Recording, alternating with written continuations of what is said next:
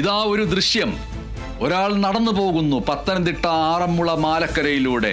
ഒരാൾ നടന്നു പോകുന്നു. ആ നടന്നു പോകുന്ന ആളുടെ പിറകെ കാട്ടുപന്നി വന്ന് അയാളെ ഇടിച്ചു വീഴ്ത്തുന്ന ദൃശ്യം.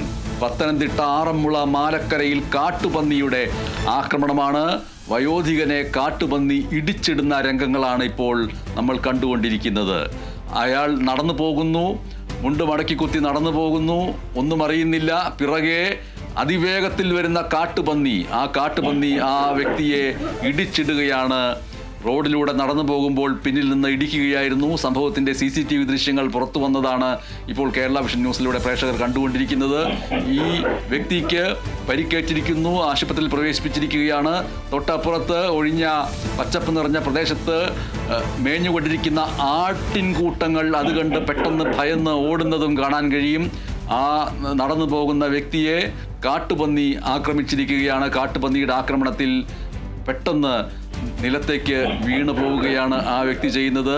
ഇടിയുടെ ആഘാതത്തിൽ വലിയ രീതിയിലുള്ള ക്ഷതം ഏറ്റിട്ടുണ്ടാവാൻ സാധ്യതയുണ്ട്. എന്തായാലും ഒരു സ്കൂൾ കുട്ടിയോ കുഞ്ഞുങ്ങളോ വിദ്യാർത്ഥികളോ ഒക്കെ പോയിരുന്ന സമയത്തല്ല ഇത് എന്നത് വലിയ ഭാഗ്യമായിട്ട് കരുതേണ്ടിയിരിക്കുന്നു. ഒരു കൊച്ചു കുഞ്ഞാണ് നടന്നു പോകുന്നതെങ്കിൽ ആ കുഞ്ഞിന് ഈ ഇടി താങ്ങാൻ കഴിയില്ല.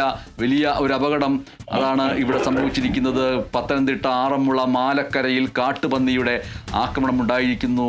വയോധികനെ കാട്ടുപന്നി ഇടിച്ചിട്ടു. റോഡിലൂടെ നടന്നു പോകുമ്പോൾ പിന്നിൽ നിന്ന് ഇടിച്ചതിൻ്റെ CCTV ദൃശ്യങ്ങളാണിപ്പോൾ നമ്മൾ കണ്ടത്.